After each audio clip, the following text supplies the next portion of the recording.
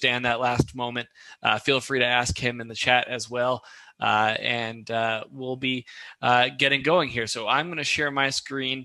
I'm going to be starting on the encoders page in Control, and we'll get going from there. So let me just move a couple things around so I have everything I need in front of me. And awesome. Okay, so can everybody see my screen right now? Great.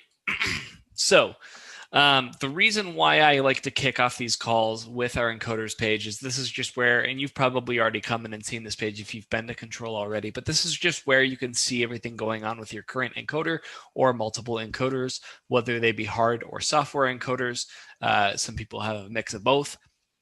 From left to right, you've got the encoder's name. This is something you can change over time if there's something that meets your kind of production team strategy or anything like that by clicking the overflow menu.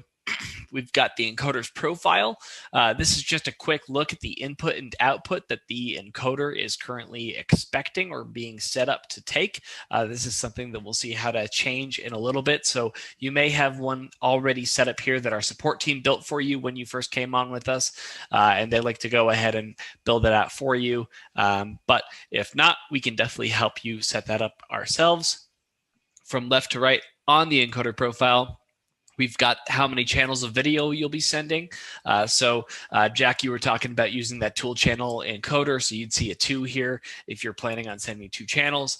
You've got your, again, your frames here. So you've got, for me, I'm using a 1080 i5994 that's being transcoded to progressive 2997. Pretty standard stuff for 1080. I'm currently sending at a speed of 4 meg.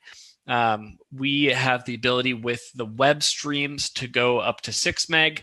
And most people usually when they get started, if they don't know anything about that kind of world, I'd recommend doing like a 3.5 to 4 just to figure it out. If you're using one of our higher end dual channel encoders, those can definitely run 6. If you're using one of our Ray encoders, maybe run it a bit lower than that just so you don't want to like push the hardware too much. So there's a couple different things you could talk to in that. And then we've got a 2-channel audio on the other end. We can add text here as well. The encoder event profile right next to that is where we're currently sending the content that is being taken into the encoder. So this is where it's going to be storing that raw data. We'll look at that storage area in a little while, but that's just where I know immediately this is where it's going to be storing should I run events with this specific encoder. I've got some status and action features here. Status means that I can kind of see what's going on with the encoder. There's 3 statuses. One is offline. It just means that your encoder's either not been powered on yet or it's not connected to the network. Stopped means that it is connected to your network and it's just ready to be given the command to go. Started, if you see that, you'll be encoding. The action start button here is a quick way to get a manual encoder running.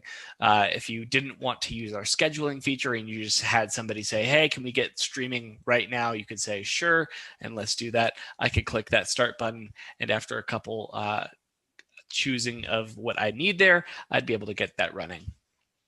So that's the basics of this page. If I wanted a deeper dive into the encoders themselves, I could click the overflow menu here and then select details. I typically recommend maybe checking into this every once in a while, but it's not that necessary. It's just some basic details on the encoder. So we've got the serial number, the model, the firmware version. We push out firmware updates just about once a quarter, typically around 1 a.m. And even if you are running an event at that time, if you have some late